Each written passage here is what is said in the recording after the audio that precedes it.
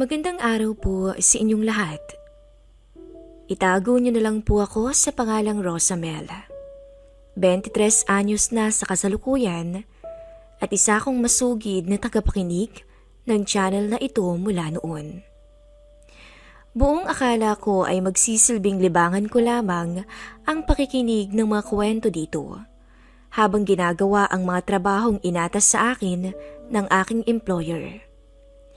Magmula kasi nang ikasal kaming dalawa ng aking asawa, 8 buwan na ang nakararaan, ay mas pinili kong mag-work from home na lamang nang sa ganon ay maibubuhos ko ang lahat ng oras ko sa kagustuhan naming bumuo ng pamilya.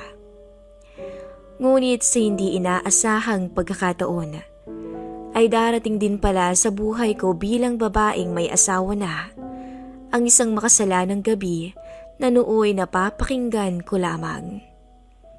Bakit ngayon pa? Namumroblema kong tanong ng aksidente kong mabitawan ang sandok matapos mapansin na namatay ang ilaw sa aming sala. Sabihin man kasing pwede akong magkulong sa kwarto ngayong gabi at ipabukas na lamang ang lahat, ngunit alam kong hindi mapapakali ang mister ko kapag nalaman nito ang nangyari. At isa pa, takot din ako sa dilim, lalo't dadaanan pa ang sala bago ang CR namin. Ako lang din kasi ang naiiwang mag-isa sa apartment. Saglit ko na lamang tuloy na pinagmasdan ng orasan para masiguradong hindi pa ito abala sa trabaho bilang security guard sa isang private establishment sa gawing Makati. Laking pasalamat ko na lamang dahil nasagot pa rin ito ang tawag ko. At hindi naman ako nagkamali ng hula na ganun nga ang magiging reaksyon niya. Sabi na nga ba't mag-overthink na naman to dahil delikado rin na maiwang walang ilaw ang sala namin. Hindi pa naman daw siya kaagad-agad na makakauwi kung magkakaroon ng emergency para ayusin ang ilaw. Mabuti sana kung nakalipat na raw kami ng ibang apartment na malapit sa pinagtatrabahuhan niya. Malaking halaga rin kasi ang kakailanganin namin para magawa iyon dahil maliban sa 2 months advance ay mayroon pang 1 month deposit na hihingiin kung kaya naman balak naming hintayin muna ang paparating nitong Christmas bonus habang ako naman ay nag-iipon para mabayaran ang kakailanganin para sa paglilipat ng mga gamit namin. Huwag kang mag-alalahan. Papunta na si paring Roy dyan. Pakibayaran na lang sa kanya kung magkanong binili niyang bumbilya at pakiabutan na rin ng 300 bilang pasasalamat sa pagtulong niya. Hindi man ako nakikita ni Mister dahil naka-off ang camera nito, ngunit kusa pa rin akong napatango sa bilin niya. O siya, kailangan ko nang pumunta sa area ko at baka hanapin ako ni boss. I love you hon, ingat ka dyan ha. Nagmamadali naman itong pinatay ang tawag ng walang kasiguraduhan kung narinig ba nito ang sagot ko sa kanya. Ito lang naman kasi ang unang beses na humiling siya ng pabor sa kumpare nitong madalas lamang naming nakakausap sa tuwing may mahalagang okasyon. Maliban kasi sa magkaklase silang dalawa noong high school, ay inaanak din namin ang panganay nitong anak. Kung ugali ang pag-uusapan, masasabi kong seryoso at tahimik ang mister ko. Habang si Roy naman ay mabulaklak kung magsalita at mapagbiro. Madalas ko rin siyang nahuhuling nakatingin ng makahulugan sa akin noon. Pero binabaliwala ko lamang dahil baka masyado lang akong nag-iisip ng kung ano-ano. Mag-alas 6 na nung dumating si Roy sa apartment. Sorry naabala ka pa namin. Baka hindi kasi ako maka-CR mamaya kapag walang ilaw sa sala. Sabi ko matapos itong pagbuksan ng pinto. Makailang ulit naman akong nagpasalamat sa kanya dahil alam kong malamig na ang simoy ng hangin sa labas pero bumiyahe pa rin to dahil lamang nakisuyo sa kanya ang mister ko. Napangiti lamang sa akin si Roy. Sabay lapag ng hawak nitong paper bag na pinaglagyan ng binili ang bumbilya. Maliit na bagay, Mare. Matatanggihan ko ba kayong dalawa? Muli pa akong nagpasalamat sa kanya hanggang sa mapansin kong bumaling ang tingin niya sa katawan ko na kanina lang ay sa mukha ko nakatuon.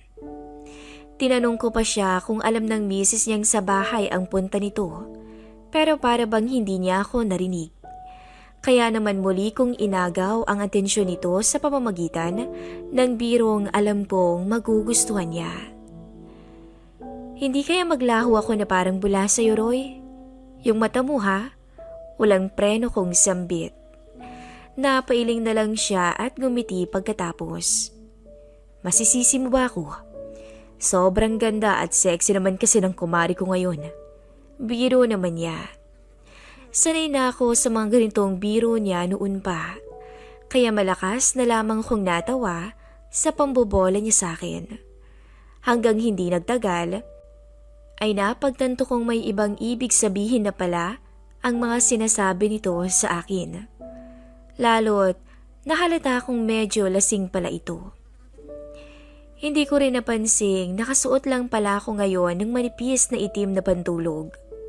Kung hindi ba naman kasi napunta ang buong atensyon ko sa madilim naming sala, baka nagawa ko pang nakapagbihis ng medyo maayos na pambahay. Kumain ka na ba ng hapunan, Roy? Kung hindi pa, nakapagluto naman ako ng adobong manok. Gusto mo bang sumabay? Pwede naman.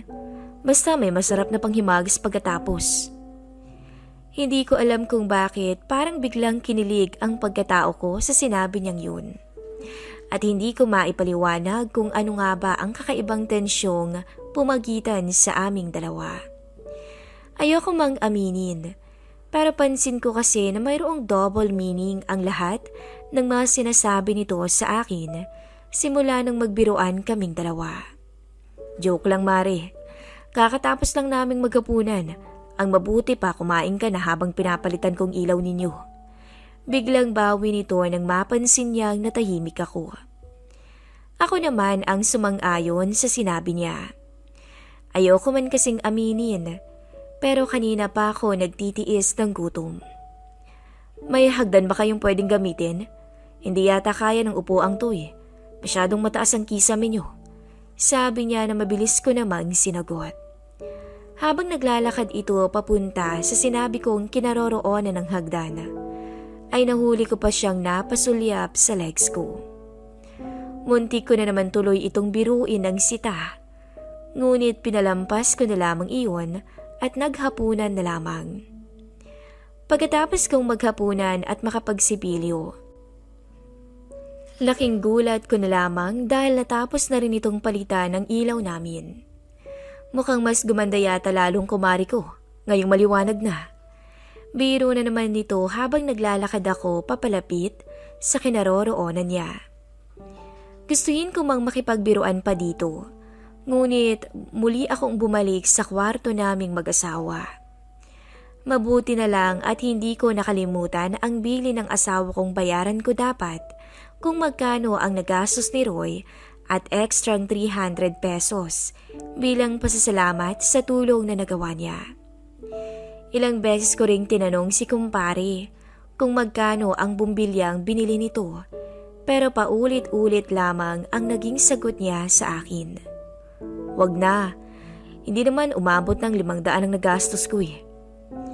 Pinagmasdan ko siya ng mabuti, tsaka ko muling pinilit na ibigay dito ang perang hawak ko. Tanggapin mo na. Ako na naman kasi yung kukulitin ng mister ko kapag nalaman niyang hindi kita nabayaran. Pangungulit ko na parang may halong pagmamakaawa na. Akala ko magagawa ko siyang kumbinsihin, pero hindi pa rin talaga.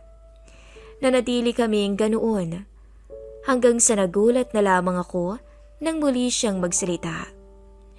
Huwag kang mag-alala, Mare. Sob naman akong nakita ka ngayong gabi.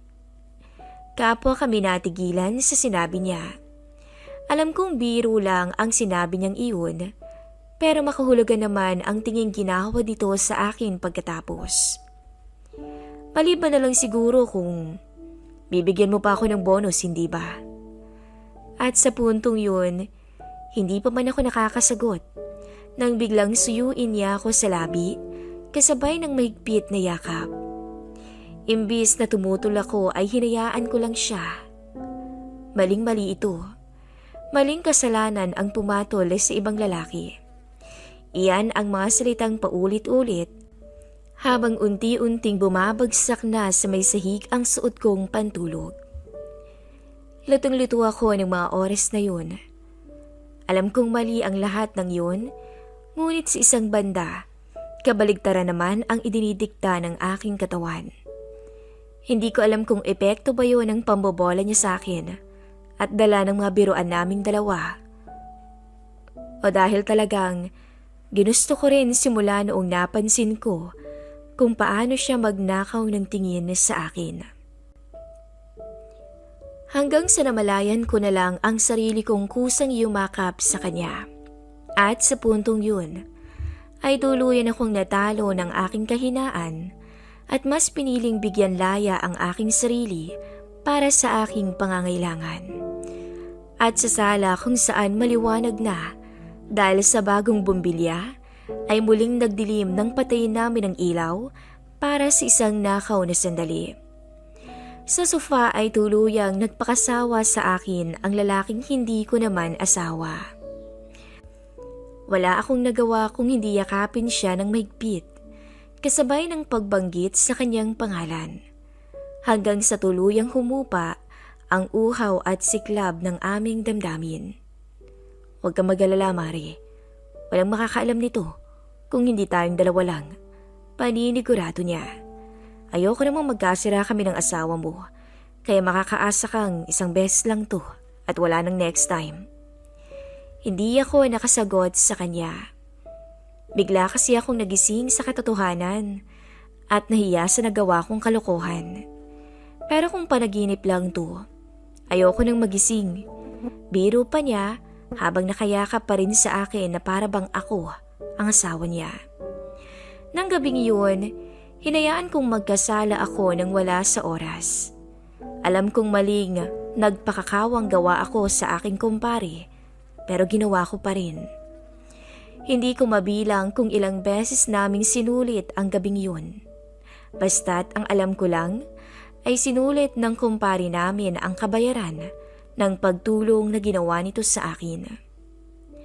3 buwan pa lamang ang nakakalipas magmula nang makagawa ako ng pagkakamali. Hanggang ngayon ay labis ko yung pinagsisisihan.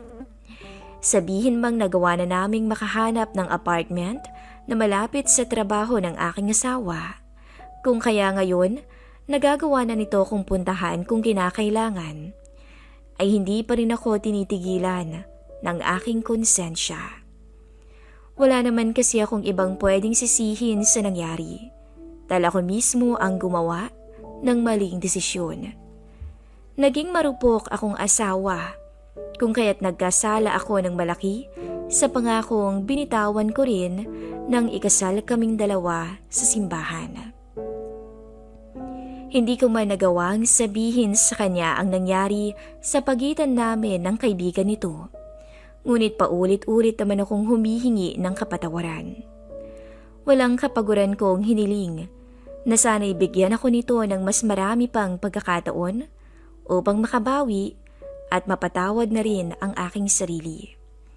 Sabihin mang imposibleng maitama ko ang pagkakamaling nagawa ko, ngunit handa naman akong gawin ang lahat upang maging mabuting asawa sa binubuo naming pamilya. Sabi nga, walang perpektong tao sa mundong to.